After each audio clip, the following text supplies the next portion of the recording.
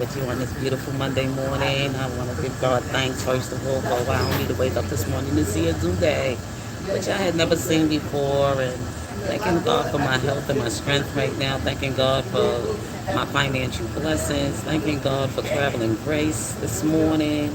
As I'm traveling to and from my destination, asking God for His protection, being a tower over me, being a shield around me, and a hedge of protection around me, keeping the blood of the Lamb on my doorpost in my absence, oh Lord, and thanking God for my spouse, and thanking God for my loved ones, my family, and keeping them safe and healthy and blessed.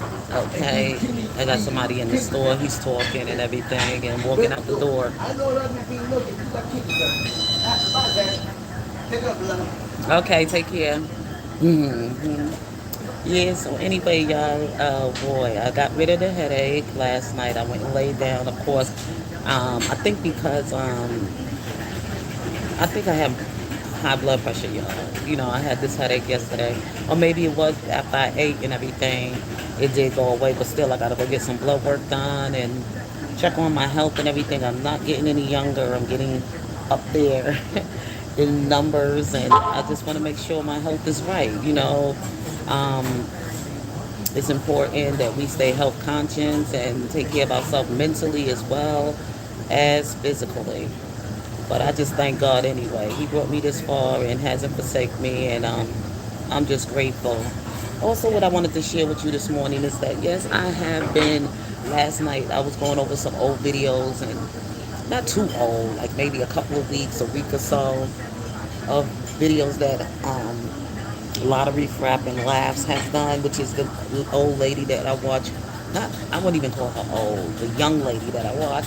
Love her, love her, love her. And I know many of you love her as well. If you ever listen to her wisdom, her stories, and everything, you can look back and laugh at some of the things that were taught to you from a child, from what my grandmother, my great grandmother, and all those who I spoke of yesterday as I was speaking on Holla. Let's continue to keep her Holla in our prayers because right now Nala's 96 years old and she has been battling with cancer, and she had been also hospitalized or whatever. I haven't heard anything lately about Holla since the last videos that she has done, and especially when she spoke on R. Kelly. And she will continue to listen to his music no matter what. She loves R. Kelly, and R. Kelly is her man. Okay, and she doesn't, go with all of this stuff that's in the media and all that other stuff. This is an elderly woman who lived through many years, who's seen many things in her days, and and she just know how wicked the world can get. You know how hard the world can get, and how she had to overcome some struggles in her life. She was an educator. That's the interesting part about her life is that I found out what she did in her professional career. She was an educator. She worked with I forgot what age group. I think she probably dealt with more middle school kids or whatever like that. But she shared that part of her life as well. She shared her stories of abuse that she has dealt with as far as in her marriage. But to her, it wasn't abuse. It was just what was needed to do. Like we're going to get into that discussion some other time from what we look at as abuse today, from what women had to deal with in my mom's time and my grandmother's time, and the things they had to do to survive, the things they had to do for their families, the things they had to do to make sure their children have a better life, and the things they had to take and endure, even from their spouses or whatever. Either they had it this way: either you're going to stay with your husband, or you're going to be abused by the system. Break your family up, put your children in the system, get them lost in the system, and all of that. So Paula shared some great stuff, and I looked at some of the comments, and some people was like, "Well, why would she stay?" But see, this generation don't understand that. Generation will never understand that. You know what I'm saying? Because this generation is very weak. Um, in their time, they had to do what they had to do to survive.